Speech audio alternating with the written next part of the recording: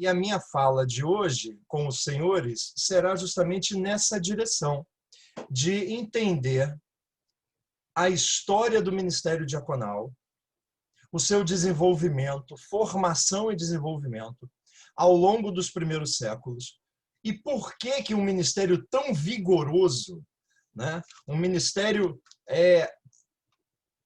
cheio de potencialidade missionária, ao longo do desenvolvimento do século V, VI, VII, foi se dissolvendo e desaparecendo como ministério permanente. Por que que isso acontece?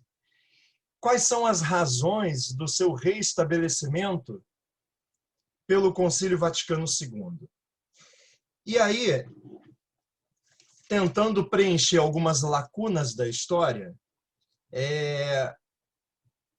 eu cheguei a algumas conclusões e são essas que eu quero partilhar com os senhores aqui. Então vamos lá. Vamos entender a formação do ministério, a importância dos diáconos na Igreja Apostólica, a importância dos diáconos no desenvolvimento da missão e a importância dos diáconos na formação da Igreja Latina.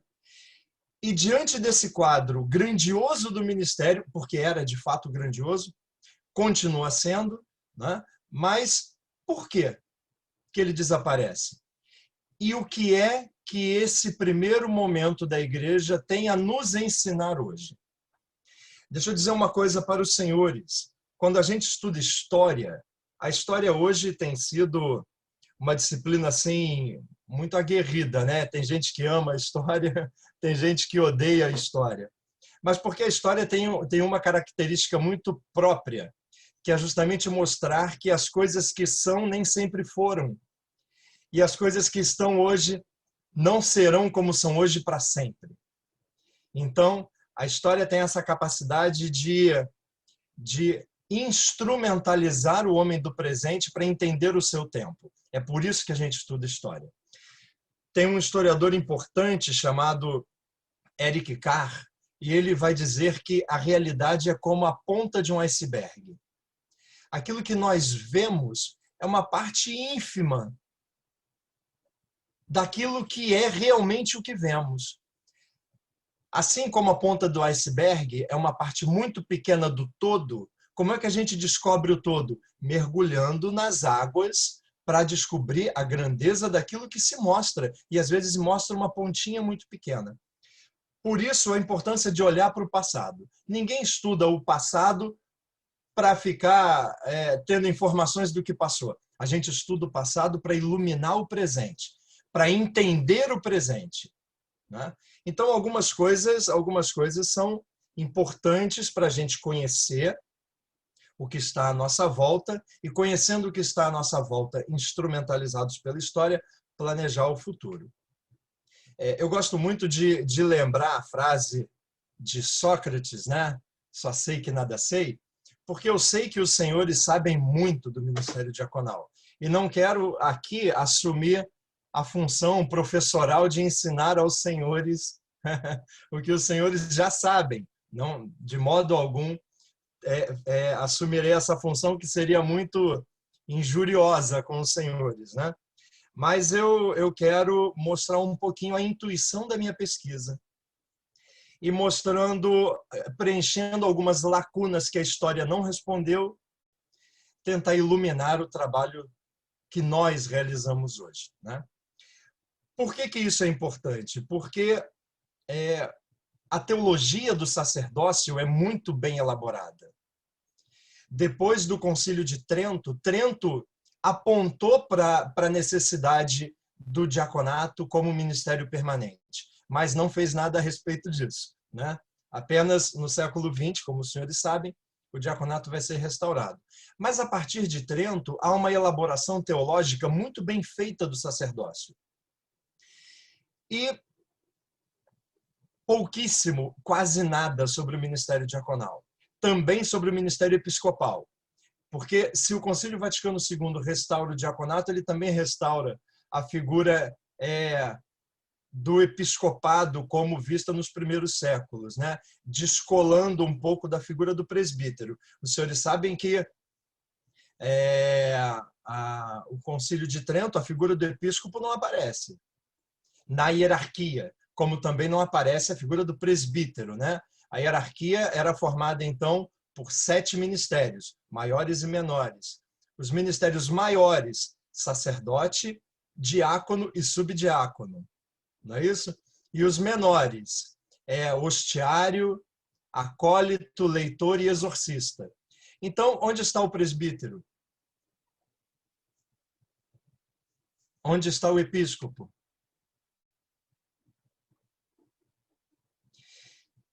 Eles são resultado de um processo chamado de sacerdotalização da Igreja, que tem seu cume no século XVI, com o Concílio de Trento, e que vai elaborar uma belíssima teologia do sacerdócio. E o diaconato, nós ainda estamos em via de elaboração. Pois bem, então, diante disso, vamos lá. A primeira coisa importante é a gente saber se aqueles 7 do livro dos Atos dos Apóstolos, capítulo 6, aqueles 7 são os diáconos. Porque vocês sabem, o primeiro a aproximar a figura dos 7 do ministério diaconal é Santo Irineu. E Santo Irineu, ele viveu no século II. E escreveu isso exatamente em 180.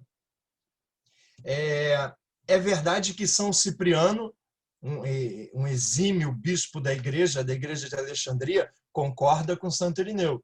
É verdade que Santo Agostinho concorda com Santo Irineu. Mas existem santos de peso também que discordam. Por exemplo, São João Crisóstomo. Para São João Crisóstomo, os 7 não são os diáconos. Por quê? Porque os ministérios ordenados eles estão em via de elaboração. E a gente só pode falar de um ministério ordenado como nós conhecemos hoje na virada do século I para o século II. A igreja era muito carismática, né? Por isso que você vê organizações cooperativas de governo, como, por exemplo, os 5 de Alexandria, os 7 helenistas, os 12 de Jerusalém, as famílias que governavam igrejas, né, como Prisca e seu esposo, e daí por diante, né?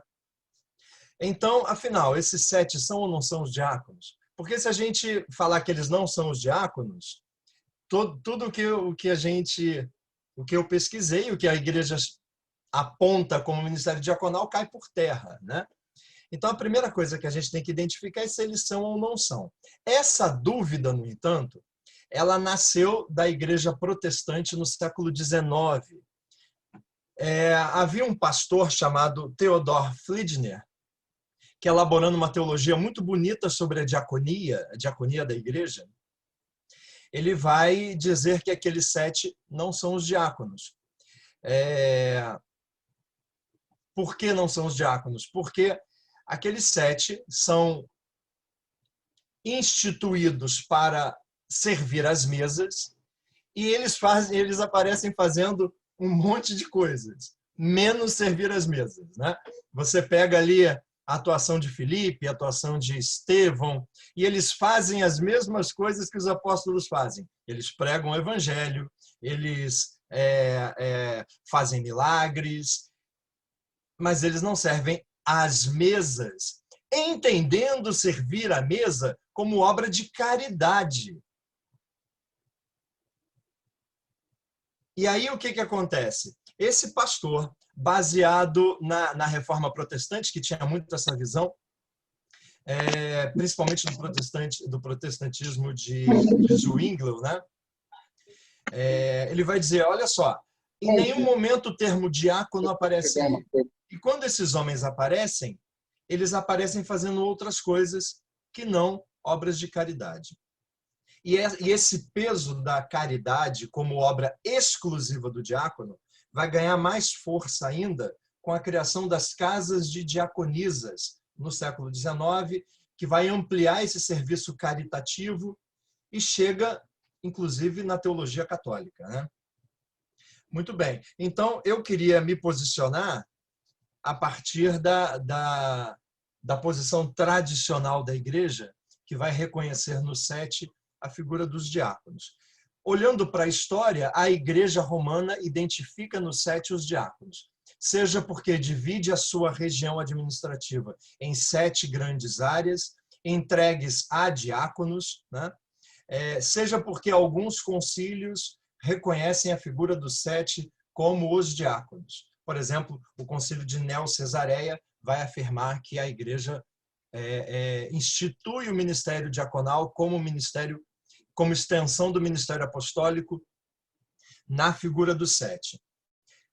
Além disso, existem outros elementos. Por exemplo, os elementos constitutivos de uma ordenação estão todos ali em Atos 6. Você tem o chamado, você tem a eleição e você tem o envio. Elementos próprios da ordenação que você encontra ali. Por exemplo, os apóstolos convocam a igreja, né? Mostrando o exercício da autoridade episcopal. Existe a eleição daqueles homens, existe a identificação da vocação, que sejam homens cheios do Espírito Santo, cheios de sabedoria. Muito bem. E existe o envio daqueles homens, com a imposição das mãos. Sinal característico que confirma o ofício, que transmite o Espírito Santo, que aproxima a missão dos 7 da missão dos 12.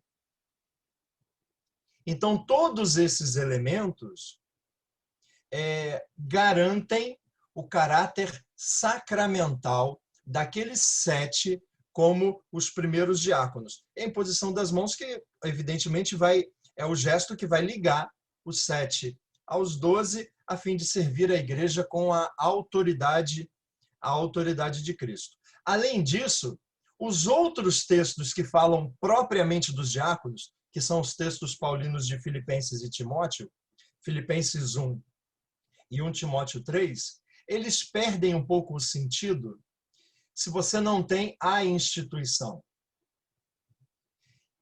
É verdade que a Sagrada Escritura não fala da instituição do presbiterato, né? Então, isso não seria propriamente uma das razões. Mas, seja como for, é um indicativo de que esses elementos todos corroboram para a percepção de que os 7 são, de fato, os primeiros diáconos. Eu não sei na sua Bíblia qual é o título que dá para o capítulo 6. A minha Bíblia, eu tenho usado a Bíblia pastoralmente, a Bíblia Ave Maria, e o título do capítulo é A Instituição dos Diáconos, né? Então, tradicionalmente, a igreja reconhece nos 7 os diáconos, e teologicamente a gente pode também identificar no 7 a figura dos diáconos. Por que isso é importante? Isso é muito importante, meus irmãos, porque são esses 7, e essa é uma grande lacuna na história do diaconato, que as pessoas não falam, que nem se toca no assunto. E eu acho que a gente tem que ter isso muito claro para nós, e se for preciso, para dialogar com outros também. Serão esses 7 os responsáveis de mover o cristianismo da Palestina para o mundo greco-romano. Não é Paulo. Desculpem os devotos de São Paulo, mas não é São Paulo o responsável pela missão da igreja no mundo grego. Foram os 7, os primeiros a evangelizar o mundo grego, e quando Paulo se converte, ele se converte num núcleo de atuação dos 7, e ele aprende o novo método missionário, intuído pelos 7, que ele vai aplicar e aprimorar. E quando ele chega no Concílio de Jerusalém, Atos dos Apóstolos, capítulo 15, ele vai defender não a sua intuição do cristianismo, a intuição dos 7. E defendendo a postura teológica dos 7, Paulo, com todos os seus méritos, vai tornar a intuição dos diáconos a intuição da igreja, a missão da igreja. São os diáconos os responsáveis, e não o apóstolo Paulo, de abandonar os traços tipicamente judaizantes do cristianismo e entender a missão universal da igreja. Eu sei que foram os paulinos que publicaram meu livro, isso parece um tiro no pé de Paulo, mas não é não. Paulo, Paulo tem todos os méritos do mundo. E um deles é identificar essa missionariedade da igreja na figura dos diáconos, com quem ele vai aprender o novo método missionário da igreja, tá? Então, assim, eu comecei de trás para frente, né? Dizendo a conclusão, para você entender o que eu acabei de dizer. Vamos lá. Atos dos Apóstolos, capítulo 6. O que vai levar à instituição, então, dos diáconos é um problema. As viúvas dos gregos, dos helenistas, reclamavam porque estavam sendo excluídas da distribuição diária. Ou, outras traduções vão dizer, do ministério cotidiano. Pois bem, Lucas é um conciliador. Tá? Essa pequena frasezinha esconde um problemaço que não tem nada a ver com comida, que não tem nada a ver com se elas... Existe uma linha teológica que vai dizer que excluídas do ministério cotidiano, não é que elas estavam sendo excluídas de receber a comida, mas de distribuí-las. Por quê? Por causa da tradição helenista que eles faziam parte, diferente da tradição palestinense. Então, vamos entender o que acontece ali, qual é o cenário histórico que está por trás desse problema. O que existe ali o cristianismo começa a se expandir e se vê diante de uma questão. Quais são os cenários históricos que nós temos? Primeiro, a igreja cresce entre os palestinenses, os judeus da Palestina. Esses judeus que se convertem ao cristianismo se entendem como judeus melhores que seus pais e ainda não entenderam a missão universal da igreja. O grande representante dessa postura é Tiago. Vocês conhecem bem essa história, a gente não vai se alongar muito nisso, né? O cristianismo é o novo Israel, é para os judeus, né? Ir aos judeus e anunciar que o Messias já veio e Jesus de Nazaré é o Messias. Pois bem, eles se entendem melhores que seus pais porque seus pais esperavam o Messias e eles viram e ouviram o Messias. Reconhecem que Jesus de Nazaré é o Messias. Então, esses 12 que representam essa igreja que nasce se veem diante de algo inusitado. Que inusitismo é esse? A conversão de judeus de fora da Palestina, que estão na Palestina. Por quê? Esses judeus, existe ali a Sinagoga dos Libertos, né? Esses judeus de cultura e tradição grega foram aqueles, lembram, que foram levados escravos pelos assírios, pelos babilônicos, e que passaram a viver no mundo persa, passaram a viver no mundo greco-romano, e que depois de Alexandre o Grande, do grande movimento helenista, né, que ele vai produzir, eles se dispersam de novo para o Egito, e tem grandes nomes ali, né? Por exemplo, Fílon de Alexandria, que é o primeiro a conciliar o pensamento judaico com a cultura greco-romana. Então, o que acontece? Esses caras, eles são judeus muito mais abertos, são cosmopolitas. Os seus cultos, devido à distância de Jerusalém, inclusive, acontecem de maneira completamente diferente. É um culto incruento, é um culto concebido como o culto da palavra. Porque o que eles faziam? Eles meditavam a Torá, rezavam com os salmos, como nós fizemos aqui, e acreditavam que a esmola era um sacrifício muito muito mais aceito por Deus do que o sacrifício dos animais. Esses judeus, eles voltam para Jerusalém. Por isso a Sinagoga dos Libertos. E a existência de uma sinagoga ao lado do templo mostra que existia ali uma diferença cultural e litúrgica muito grande. E que nem todos esses judeus que falavam grego, muitos abandonaram a língua hebraica e aramaica, falavam grego, liam as escrituras em grego, e vocês conhecem bem a Septuaginta e toda a história ligada a ela. Eles eram judeus muito diferentes dos judeus da Palestina.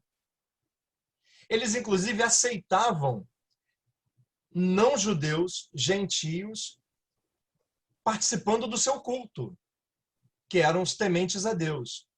Quem eram os tementes a Deus? Eram simpatizantes do monoteísmo, mas que não se convertiam por causa da exigência da circuncisão. Alguns se convertiam, e esses eram chamados prosélitos. Dentre os 7, havia um prosélito, que era Nicolau, né? Prosélito de Antioquia. Existem algumas interpretações, coitado de Nicolau, não sei se é bem verdade, mas que ele, assim como os 12 tiveram Judas, os 7 tiveram Nicolau, né? Apocalipse fala dos maus hábitos dos nicolaítas, que seria esse lado mais obscuro do grupo dos 7 que caiu em heresia, né?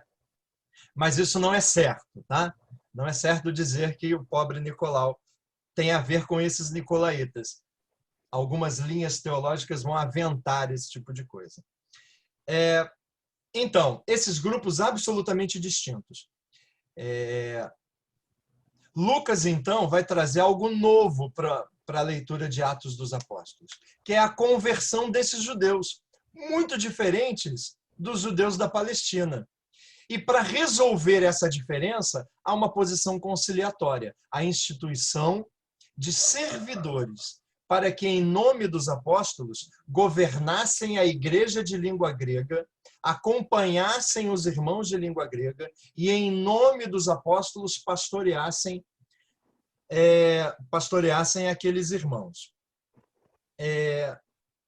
E aí o que a gente começa a ver, Lucas, que é helenista, e Lucas, que conhece a igreja de Antioquia, a gente vê que Lucas vai traçar dentro dos Atos dos Apóstolos, e os diáconos não estão perdidos num livro que fala dos apóstolos, porque eles serão os apóstolos do mundo grego. Lucas começa a mostrar essa atuação missionária. E se inicia com quem? Se inicia com Estevão. O grande termo, o fim dessa exposição é a fundação da igreja de Antioquia. Diácono, a igreja de Antioquia não foi fundada pelo apóstolo Pedro? Foi, mas pelos diáconos. Isso está em Atos dos Apóstolos, capítulo 11. Quem são os fundadores da igreja de Antioquia? Os dispersos de Jerusalém.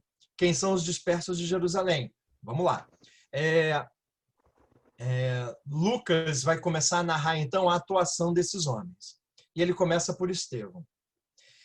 Estevão se dirige à Sinagoga dos Libertos, observando o método dos 12, que é de se dirigir aos judeus. Ele vai aos judeus helenistas, pregar em grego para os que falavam grego e liam a liturgia, as escrituras em grego. E ali você tem um problema. Olha só que coisa linda que Lucas faz. Lucas pega a figura de Estevão e coloca em sintonia com Jesus, como ele fez também com os 6. Veja só, os 12 representam as 12 tribos de Israel. Os 12 são o novo Israel. Mas e o 7? O número 7 é um número extremamente simbólico também, porque os 7 representam as 7 nações pagãs que viviam em Canaã antes da chegada dos judeus.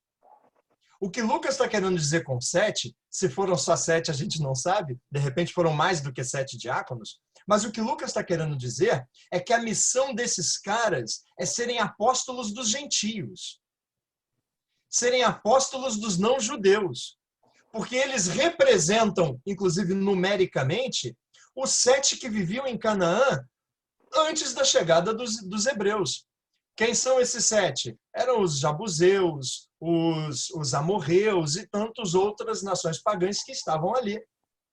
E que encontram sua afinidade no 7. Existe uma aproximação simbólica dos 12 com as 12 tribos de Israel e dos 7 com as 7 tribos gentias, né? Não judias. E a gente começa a ver isso na missão dos 12.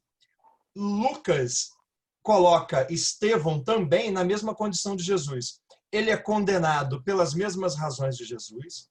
Por que Jesus é condenado à morte? Por blasfemar contra Deus e contra Moisés e por minimizar a importância do templo. E Estevão, por blasfemar contra Moisés e contra Deus e por relativizar a figura do templo. Esse templo que vocês sacrificam pelo perdão dos pecados, isso não vale mais. Porque agora existe um novo templo, que Jesus já tinha falado sobre isso. Lembram? Lemos isso no Evangelho de alguns domingos atrás. Destruam esse templo e eu erguerei em 3 dias. Esse templo de Jerusalém não tem mais sentido, porque o novo templo é Jesus cabeça e a comunidade cristã, que agora pode ser adorada em qualquer lugar. E a crítica é, não existe um único lugar de culto. Esse único lugar de culto, ele agora se estende no verdadeiro templo, que é o próprio Cristo Jesus, que está na comunidade. Então, Estevão foi o primeiro a entender isso antes mesmo dos próprios apóstolos. Segundo Lucas, né? Lucas vai colocar na boca de Estevão o mesmo discurso de Jesus. E aí tem início o maior discurso dos Atos dos Apóstolos, que está em Atos 7. E o termo é a coroa do martírio de Estevão.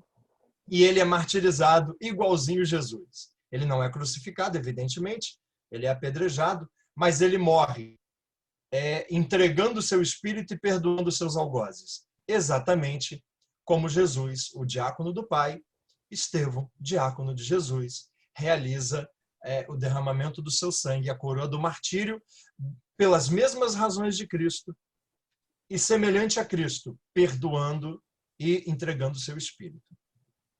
E aí acontece o grande impulso missionário do qual os diáconos serão os grandes responsáveis. Com a morte de Estevão em 44 depois de Cristo, no governo de Herodes Agripa, inicia-se a primeira grande perseguição aos cristãos. Os cristãos que eram até 44 tolerados, e a gente vê ali, rezavam no templo. Rezar no templo indica a posição dos 12, que ainda não se identificam como cristãos desligados do mundo hebreu.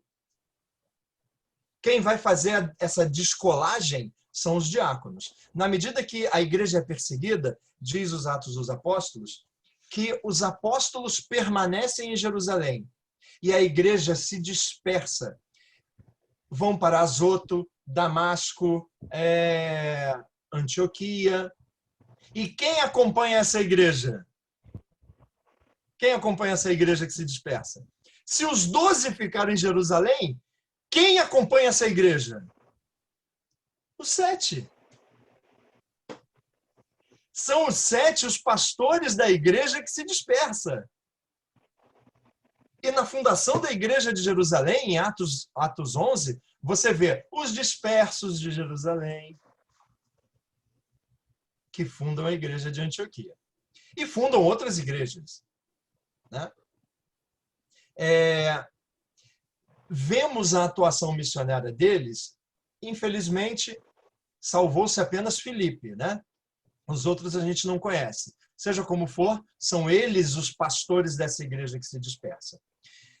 E aí, em Filipe, nós temos essa figura importante do diaconato. Como é que esses homens, então, atuam? Eles vão se dirigir agora não aos judeus da Palestina, Mas primeiro aos judeus heterodoxos, aos samaritanos. Filipe vai aos samaritanos, converte os samaritanos, realiza milagres, prega aos samaritanos e atrás vêm os apóstolos, ratificando a missão de Estevão. E o ápice dessa missão é a conversão do eunuco, né? do servo de Candace. O diácono Filipe vai ser o primeiro, então, a incluir alguém na categoria de povo de Deus, incluir um não-judeu, portanto, na categoria de povo de Deus, sem usar a circuncisão, mas o batismo. Aí você pode me questionar falando assim, poxa, mas é claro que ele vai usar o batismo e não a circuncisão, porque afinal de contas ele era eunuco. Se ele era eunuco, você não tem como circuncidar o cara, não é verdade? Não, não é verdade. Por que não é verdade? Porque eunuco, como sinônimo de emasculado, é só uma das características do título eunuco. Né? Altos funcionários no reino da Babilônia, principalmente no governo de Nabucodonosor II, eram chamados de eunucos. Então, altos títulos no entorno do judaísmo eram chamados de eunucos. Na época dos juízes, altos funcionários dos hebreus também eram chamados de eunucos, e eles não eram emasculados. O que eu estou querendo dizer com isso? Eu estou levantando a bola da missão de Filipe, dizendo que usar o método do batismo e não da circuncisão não é algo aleatório, é algo pensado, elaborado, teologicamente intuído. Olha, nós somos cristãos, nós não somos judeus. Então a gente não precisa aplicar os métodos judaizantes. O que Jesus ensinou? Ide ao mundo inteiro, batizai. Batizai. Então, os diáconos aplicam o método ensinado por Jesus antes dos apóstolos. Isso é muito curioso, né? Isso é muito curioso. Mas Jesus já disse, olha, eu vos lembrarei todas as coisas. Eu tenho para mim que os diáconos foram um dos métodos que Jesus utilizou para lembrar os apóstolos algumas coisas. Mas isso está no campo do mistério, né? Seja como for, foram os diáconos os primeiros a usar o batismo e não os métodos judaizantes para incluir as pessoas na categoria de povo de Deus, de cristãos. Não por acaso, tá ligando os fios? Onde que os cristãos são chamados a primeira vez de cristãos? Antioquia. Antioquia. E Antioquia fundada pelos diáconos, aplicando o método missionário dos diáconos. Muito bem, vamos lá.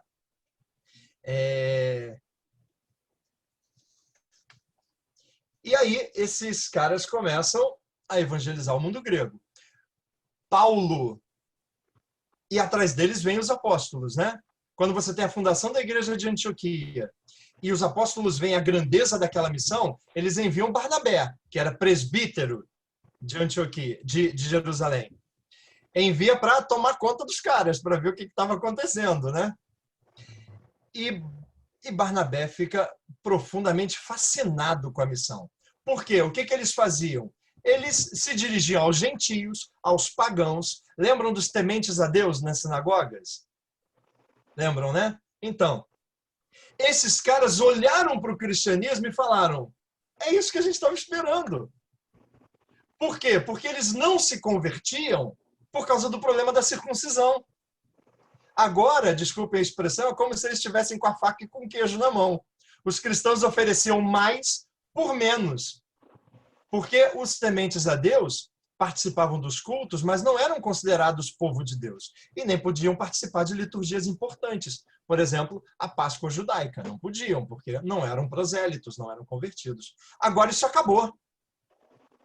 Pregando Jesus como o Messias esperado, você pode se tornar cristão apenas batizando-se. Não tem mais circuncisão. E esse é o grande problema que a gente vê nos Atos dos Apóstolos. Pedro vai a Antioquia, Pedro tem comunhão de mesa com os irmãos, ele fica fascinado com a missão, e atrás dele vem quem?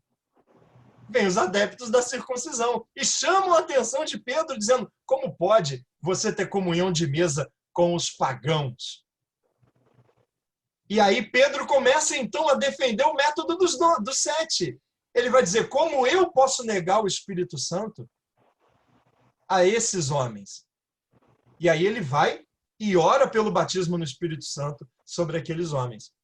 Isso tudo está em Atos dos Apóstolos. O problema é que a gente não calibrou os nossos olhos para perceber o quão importante foi a missão dos diáconos e o quanto eles moveram o cristianismo para fora de Jerusalém. Então, resumindo essa parte, porque eu acho que a nossa hora está ficando muito avançada, né? Não sei quanto tempo eu tenho aí, diácono Manuel. 5 minutos? 10, né? 10, tá bom. Então, vamos lá. Então, vejam bem, fechando essa parte, os diáconos serão responsáveis de mover o cristianismo da Palestina para o mundo grego. Os diáconos serão responsáveis por estabelecer uma missão universal do cristianismo. E o seu método missionário, aplicar o batismo e não a circuncisão, se tornará o método da igreja. Paulo aprende o método missionário com os diáconos. Como é que você prova isso? Bom, vamos lá. Primeira viagem missionária de Paulo. As viagens missionárias de Paulo todas começam onde? Antioquia. Paulo sai de Antioquia, vai evangelizar e volta para onde? Antioquia. Muito bem. A primeira viagem missionária de Paulo, ele não é chamado de Paulo. Ele é chamado de quê? Saulo. E quando ele entende o método missionário, aplica o método missionário e é reconhecido pela igreja, ele é chamado de quê? De Paulo. É como se ele tivesse feito um estágio. Lembra do seu estágio pastoral? Pois é. Paulo fez o estágio pastoral dele em Antioquia e ele vai defender o método missionário dos 7 no Concílio de Jerusalém. Vamos lá. Essa igreja começa a crescer. E o diácono é uma figura importantíssima. Lembram quem é o grande homem que defende os diáconos? Santo Inácio. Santo Inácio de onde? Antioquia. Santo Inácio de Antioquia vai dizer: respeitem os diáconos como a Jesus Cristo. Por que ele diz isso? Porque aquela igreja foi fundada pelos diáconos. Tá ligando os pontos? Olha que coisa maravilhosa. E aí, a hierarquia, você tem a hierarquia nesse primeiro momento, uma hierarquia binária, né? Episcopos e diáconos. Você pega a didaquê. A didaquê vai falar: escolhei para vós, homens, bispos e diáconos segundo o Senhor. Os presbíteros não aparecem. A figura do sacerdote está ali. O sacerdote é o episcopo e o servidor é o diácono. Essa igreja começa a crescer pelo mundo grego, que é o lugar de evangelização dos diáconos. Começa a crescer na figura do episcopo e do diácono. A gente tem tão pouquinho tempo que eu vou precisar resumir, não vai dar para falar tudo que eu gostaria. Seja como for, a figura do presbítero começa a aparecer, e o presbítero é esse conselho em torno do bispo, que inicialmente não tem funções litúrgicas. As funções litúrgicas do presbítero surgem apenas no século IV. As funções litúrgicas são do bispo e dos diáconos. O que acontece? Os diáconos, diferente de hoje em dia, todos nós somos jovens há mais tempo do que outros, né? Somos jovens de coração, mas os diáconos dos primeiros tempos eram jovens mesmo, né? E os episcopos não. Os presbíteros, qual é o sinônimo de presbítero que a Sagrada Escritura dá? Anciãos. Os padres eram homens mais velhos, os diáconos eram jovens. Por isso que você encontra no martiriológio, você vai encontrar dezenas de diáconos martirizados ao lado de quem? Dos bispos. Eram eles, os diáconos, as pessoas que, os ministros, que estavam nas comunidades, pastoreando os irmãos nas suas casas, pastoreando os irmãos doentes, levando a Eucaristia. Eram os diáconos esse braço missionário do bispo. Por isso que você vê a afirmação da didascália, a didascália apostolorum vai dizer que os diáconos são os ouvidos e a boca do bispo. Ele está nas comunidades ouvindo os irmãos e pregando em nome do episcopo. Esses diáconos crescem em importância e chegam ao governo eclesiástico. E aí surge a figura do arquidiácono. Por que o diaconato começa a perder importância? Por que esse ministério vigoroso começa a decair? Muito bem, a resposta está na história. Com o edito de Milão, que é o edito de tolerância, 313, a igreja deixa de ser perseguida. Então, as comunidades antes escondidas, pastoreadas pelos seus diáconos, e que celebravam a Eucaristia nos finais de semana com o episcopo, em torno do episcopo, na cátedra, elas agora podem celebrar seu culto livremente. Existe liberdade de culto. O que começa a acontecer? As comunidades passam a pedir a Eucaristia na localidade e não apenas em torno do bispo. Como o bispo não pode estar em todos os lugares ao mesmo tempo, o que ele faz? Ele concede ao presbítero a faculdade de celebrar em seu nome. Certo? Um dos resquícios litúrgicos desse tempo é o chamado fermentum. O que é isso? Quando o padre parte a Eucaristia e ele coloca um pedaço do pão no cálice. Esse pedaço do pão que ia do cálice não era, no início da igreja, partido na mesa eucarística do que o presbítero celebrava. Esse fermentum era parte da Eucaristia celebrada pelo bispo. E que o subdiácono levava, ou muitas vezes o diácono, levava para as igrejas locais, para as comunidades locais, e o presbítero, no momento do partir do pão, colocava parte da Eucaristia celebrada pelo bispo no seu cálice, como sinal de comunhão e de unidade. Né? Quem levava eram os subdiáconos, porque o diácono já estava na comunidade, agora servindo ao presbítero, e não apenas ao bispo. Mas o que começa a acontecer? Muitas comunidades que não tinham presbítero passam a pedir ao bispo a ordenação presbiteral do seu diácono. Por quê? Porque eles querem a Eucaristia. Lembram de Hipólito? Qual é o nome dele? Vai dizer que o diácono não é ordenado para o sacerdócio, mas para o serviço do bispo. Fugiu o nome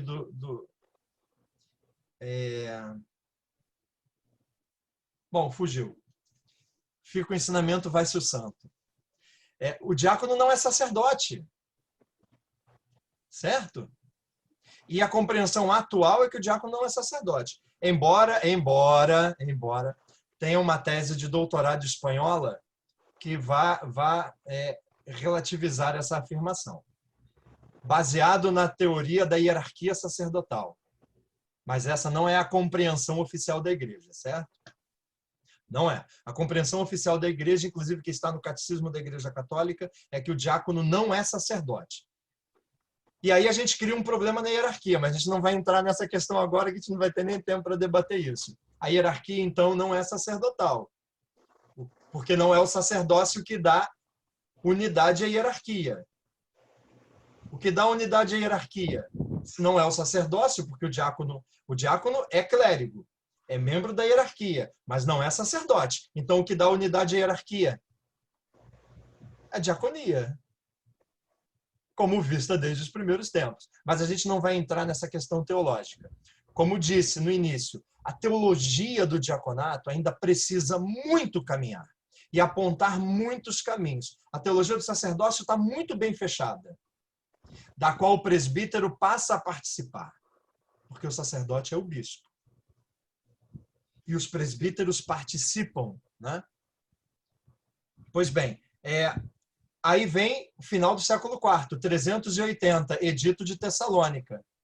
o cristianismo se torna a religião oficial do Império Romano. Aí, meu irmão, aí acabou para os diáconos.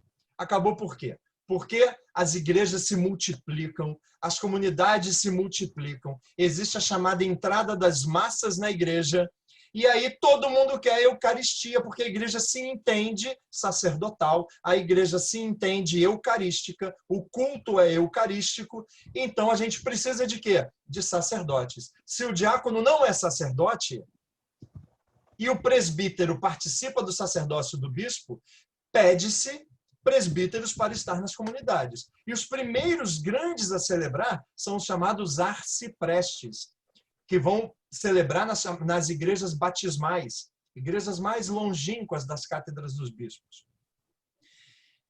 Pois bem, as comunidades pedem a ordenação presbiteral dos diáconos. Então, os diáconos são absorvidos pelo sacerdócio nas comunidades locais. No governo eclesiástico, o diácono também é absorvido. Por quem? Não pelo presbítero, mas pelo episcopo.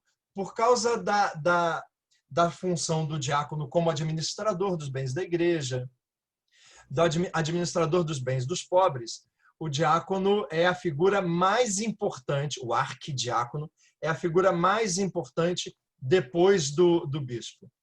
E aí a gente vê alguns santos que a gente fala muito, mas que metem o malho nos diáconos. Por exemplo, nosso querido São Jerônimo. São Jerônimo, o tradutor da Bíblia, não gostava muito da gente, tá? Ele dizia, como podem, na sua carta Evangelho você vai ver isso, como podem preferir servidores de mesas aquele que serve o pão eucarístico que alimenta a alma? Em Roma, diáconos se levantam e abençoam os padres. Vejam a que ponto de loucura chegamos. Ele está falando de quem? Ele está falando dos arquidiáconos, né? Que realmente, se em termos de ordenação, o diácono minimamente está em pé de igualdade com o bispo, os diáconos vão se tornando hierarquicamente submissos aos bispos por causa do processo de sacerdotalização. Mas não foi assim que aconteceu nos primeiros séculos. Os diáconos estavam em pé de igualdade com os presbíteros. O presbítero simboliza, ele representa, aliás, o Cristo sacerdote.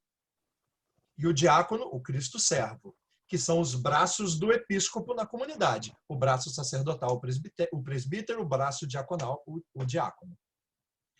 O diácono, então, o arquidiácono, passa a substituir os mais elegíveis na substituição da cátedra, eram os arquidiáconos. Isso que é o auge do ministério diaconal é também causa do seu esvaziamento, porque na medida que eles assumem a cátedra dos seus bispos, eles deixam de exercer o ministério sacerdotal. Na medida que eles são ordenados presbíteros para celebrar a Eucaristia, deixam de exercer o ministério diaconal. Ele vai sendo absorvido aos poucos pelo sacerdócio. Em nível local, pelo presbítero, em nível de governo eclesiástico, pelos episcopos. Grandes diáconos foram bispos e padres. Por exemplo, Santo Atanásio, grande defensor da ortodoxia no Concílio de Nicéia, era diácono do bispo Alexandre de Alexandria, e que o substitui na cátedra. São Gregório Magno, grande papa da igreja, foi diácono sem nunca ter sido padre, foi eleito bispo de Roma. A prática comum até a virada do primeiro milênio era que os bispos saíssem do clero da diocese. A prática que nós vemos hoje, por exemplo, do Papa ser escolhido entre o colégio dos cardeais, isso é muito recente. Isso tem a mesma idade do celibato. Isso começa no Concílio de Trento e vai ganhar forma nos séculos seguintes. O bispo de Roma, até o século XVI, era escolhido dentre os clérigos romanos, certo? Por isso, até o ano 1000, nós temos 33 diáconos que foram papas sem nunca terem sido padres. No meu livro eu trago a lista e o nome de todos eles. Tem, inclusive, 2 antipapas. 2 antipapas que foram diáconos, sem nunca terem sido padres, né? Uma curiosidade. Isso se deve à chamada ordenação per saltum, né? Vocês conhecem outros casos, por exemplo, Santo Agostinho foi bispo sem nunca ter sido padre e sem nunca ter sido diácono. Então, a prática da ordenação per saltum não pedia que você, para ser bispo, tivesse que ser padre. E para ser padre, tivesse que ser diácono. A vocação ao presbiterato é uma, a vocação ao diaconato é outra. Lembram da Didascalia Apostolorum? O diácono não é ordenado para o sacerdócio, mas para o serviço do episcopo. O que isso quer dizer? Isso quer dizer que o diaconato não é uma etapa para o sacerdócio. E quando a gente pensa assim, que legal, um diácono que foi eleito, se ordenou padre. Desculpem a minha sinceridade, mas essa foi uma das causas do esvaziamento do ministério diaconal na igreja. Se você quer ver o diaconato crescer em força, não queira se ordenar padre. Desculpe o meu excesso de sinceridade. Mas essa foi uma das razões do diaconato ter desaparecido como ministério permanente na igreja. E o ministério diaconal, o termo usado é restauração. Não temos outro. Foi o termo que a igreja usou, que eu não gosto. Sabe por quê? Porque restaurar significa pegar uma coisa que está quebrada e dar uma guaribada nela, jogar uma tinta, colar os caquinhos, restaurar. E o diaconato nunca precisou ser restaurado nesse sentido, porque o ministério diaconal é o ministério de Cristo. E o ministério de Cristo não envelhece. O ministério de Cristo não se empoeira. O ministério de Cristo é vigoroso. O que foi restaurado não é o ministério diaconal como o ministério do Cristo servo. É o seu ministério enquanto permanência, porque ele nunca deixou de existir. Infelizmente, foi entendido no processo de sacerdotalização da igreja como período escolar e que diz muito pouco sobre a grandiosidade do ministério diaconal. Então, queridos, assim, para finalizar essa primeira parte, não vai dar para falar da segunda, como eu gostaria, porque o nosso tempo já foi bastante estourado, né?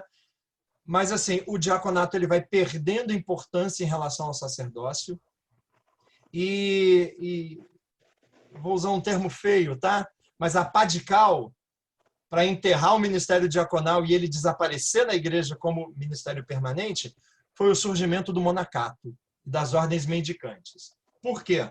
Porque se o ministério diaconal já não tem mais tanta importância com relação às suas atribuições litúrgicas, a diaconia da liturgia e a diaconia da palavra, que agora estão muito centradas na figura do presbítero, o que cabia ao diácono? A caridade. Aí você tem o surgimento das ordens religiosas que vão cuidar da caridade. Os monges serão responsáveis por promover o desenvolvimento das localidades, começando pela caridade, pela assistência aos pobres. E na medida que a assistência aos pobres vai diminuindo, vai dando lugar ao progresso das localidades. Então, os diáconos são substituídos liturgicamente nas comunidades pelos presbíteros, no governo eclesiástico assumem o episcopado, então deixam o diaconato. Na caridade são substituídos pelos monges, posteriormente pelas ordens mendicantes.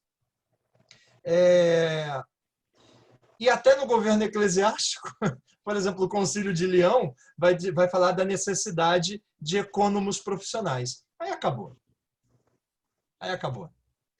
Os diáconos, eles desaparecem como ministério permanente e existem apenas como período transitório ao sacerdócio, né? E o Concílio Vaticano II vai restaurar, não gosto dessa palavra, vai repensar o ministério a partir da sua permanência, olhando para os primeiros séculos, para o começo da nossa conversa. Para esse ministério missionário, evangelizador, que vive a sua diaconia nos lugares de missão. Então, o diaconato ele é um ministério que deve passar pela paróquia, mas ele não deve estar recluso à paróquia, porque o seu ministério é o ministério de Cristo. E Cristo passou 1/3 da vida pública dele dentro da casa das pessoas. Não por acaso ele era chamado por seus adversários de glutão e beberrão. E ele fez da mesa o lugar de encontro. Então, o diácono hoje, ele deve ser missionário das novas fronteiras de missão, dos novos areópagos, usando uma palavra de Paulo, né? Dos novos areópagos. O diácono deve passar pela paróquia e ele deve estar nos hospitais, nas escolas, nos presídios, nas universidades, nas periferias, nas capelas, nas ruas, com os mendigos, com os moradores de rua, desculpem o termo mendigo, moradores de rua, nos núcleos de prostituição. O diácono tem que estar onde o padre não pode estar. Se o diácono estiver apenas onde o padre está, ele está cumprindo a sua diaconia, mas ele perde aquele up missionário que fez com que os apóstolos jogassem os diáconos à sua frente.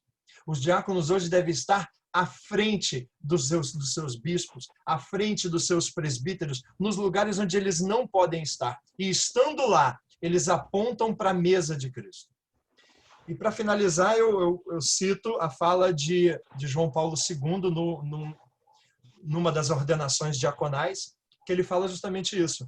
Os diáconos devem ser essa ponta de lança da igreja, nos espaços onde os presbíteros e os episcopos não podem estar. Então, eu vejo assim a diaconia não apenas como exercício da tríplice missão do diácono, mas como lugar de atuação, seja diaconia ambiental, seja diaconia territorial. Nós, na nossa arquidiocese, nós não temos diaconias territoriais, mas elas existem em outras arquidioceses e dioceses, onde a diaconia territorial tem o mesmo, veja que coisa interessante, Dom Dadeus Grings, em Porto Alegre, fez isso. O nosso arcebispo, Dom Eusébio, que foi um grande nome do diaconato aqui no Rio de Janeiro, né? Fez isso em Florianópolis. As diaconias têm a mesma ou semelhante função jurídica da paróquia. É uma divisão territorial da arquidiocese. A diocese é dividida em paróquias e diaconias. Uma o braço sacerdotal, o outro o braço diaconal.